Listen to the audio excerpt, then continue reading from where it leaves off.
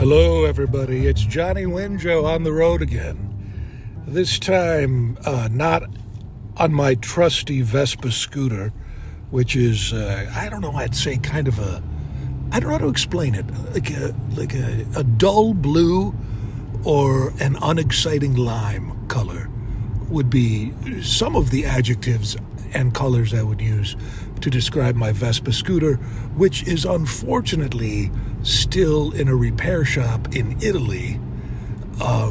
It's a long story, but I was vacationing in Italy earlier this month, and then my Vespa scooter just died, kind of, and I was like, whoa, this is crazy. This has never happened before. And so I brought it to the Vespa repair shop in the small Italian town I was staying in. And I haggled over the price a little bit, or at least I think I did, because I don't speak Italian at all, and I couldn't understand what these people were saying, but they seemed very animated, sometimes angry. They yelled at each other quite a bit. It was two people who owned the business, I believe. I could be wrong about that. Again, couldn't understand a damn thing they said.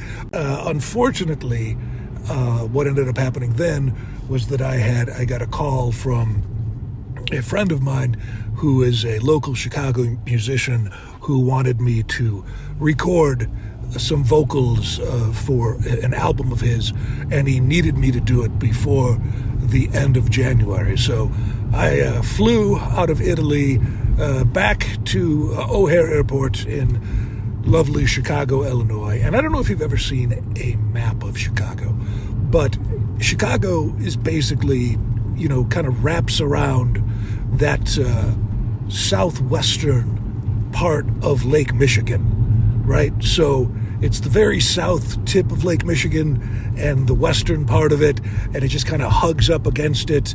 And then there is this one part, though, that's incredibly thin. Just about halfway through the city, there's this extension of the city heading west that is basically about the size of a highway, and it goes for about 15 miles, and then boom, there's this gigantic part of Chicago again. And you're like, what the hell is that? Why is that Chicago? Why isn't that one of those suburbs that's out there? And the reason is because that's O'Hare Airport.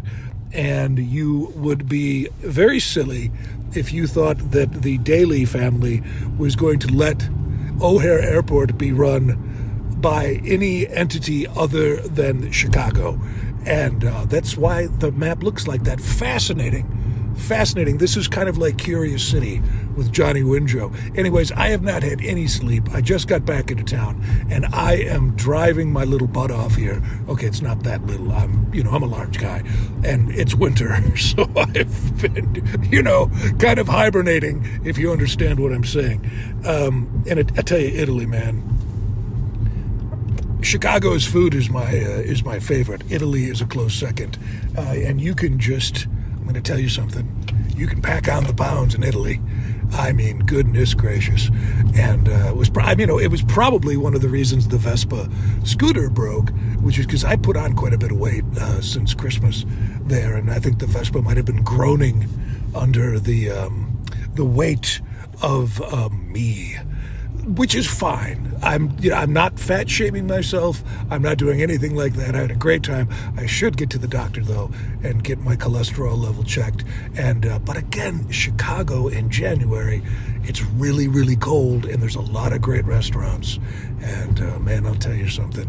When you're a returning vocalist, also who kind of has a history in the city, people tend to buy you things, beverages and food and tickets to events. Those are the three main things. Sometimes they'll buy you a board game, which is always surprising and I think very nice. But so what I'm doing right now is I am driving the rent-a-car that I have, picked out at the O'Hare Airport, thanks to the fine people at Enterprise Rental. And I am now driving and trying to find a parking spot near my friend's home, which is a lovely bungalow on the northwest side of Chicago, just a little bit east of the expressway. So if the expressway is the demarcation line to east and west, I guess this is on the northeast side of Chicago. But I think of the northeast side of Chicago as, like Halsted, the Halsted neighborhood, Belmont, and Lincoln Park, and Wrigleyville, and Rogers Park. That to me is northeast. So this is west of there. So for me, this is kind of the northwest part of Chicago, although there's a lot more west of here than there is east of here. I hope that makes sense, but I am just trying to find a place to park. Much easier to find a place to park a Vespa in Italy.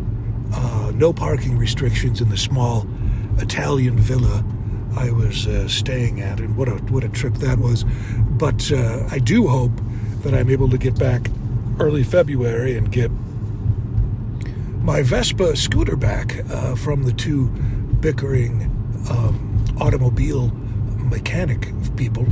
Regardless, it was a great run with that Vespa, if I don't see it for a little while. But I had the feeling, just from that little town, just the vibe of it, that there's not a lot of rush. There's not a lot of rat race going on in that small villa in Italy. It's more just kind of, when you're going to pick it up, just come by and pick it up. And then you yell at the person you work with for a little while, and they yell back. Oh, I think this is going to be just fine. I'm coming up here, I think. Let me look at this sign. And, okay, is there more than 2 inches of snow on the ground? No, there is not. I'm saying it's a light dusting. And the reason this is important is I had forgotten about this because it's been a while since I've been in Chicago in the winter, but Chicago has very strict parking restrictions that are detailed upon these signs that say you cannot park here if there is more than 2 inches of snow on the ground, which I think means that you can't be there because snow plows need to plow that section of the street. Otherwise, the streets will not be wide enough for all of the cars that go vroom, vroom, vroom both ways. So it makes sense. But we are not dealing with a snowplow situation. It is definitely cold here, well below freezing. That was the sound of metal. I had a liquid death water just a little while ago, and I put it down in the cup holder, and I must have put it down in a way that I crinkled it, and now that crinkle has crinkled back and made that very annoying noise, which I will probably edit out, therefore making this explanation completely silly. But that is not a spot that I could fit into, so I'm still driving around, and oh, here we go. Okay. I think this is what my friend who I am recording with was telling me about. If there is a spot behind... Okay, great. So this is a temporary parking... No, that's not right. There's something where I can park somewhere, run in to his home, and he'll give me a temporary parking permit, which I can then put on my dashboard. So when the parking officer, as they are called throughout the world, the parking officers, when the parking officer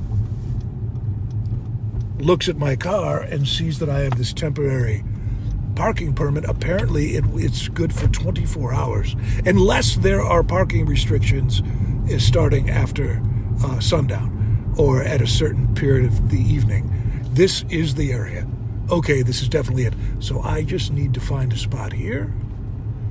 And this is the definition of exciting. If you have ever driven around a large city, and not necessarily like the entertainment or business area like downtown Chicago or, wherever in fucking Manhattan, but if you've ever driven around these very densely populated residential areas with these lovely homes, just these perfect little Chicago bungalows and little walk-ups, and it is really exciting when you realize you might have a place to park.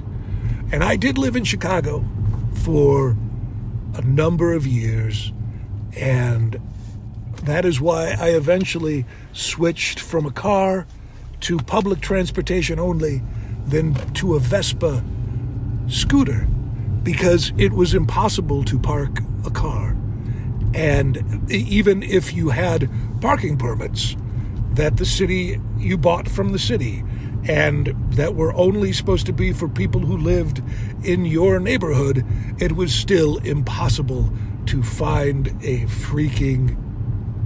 Oh, now see, this is the type of thing that just makes me grin a little bit. We have a situation here where a man, I'm going to say, probably in his early 70s, seems to be somewhat fit, is all decked out in his winter gear, and he is walking his, I'd say, medium-sized, white, curly-haired dog.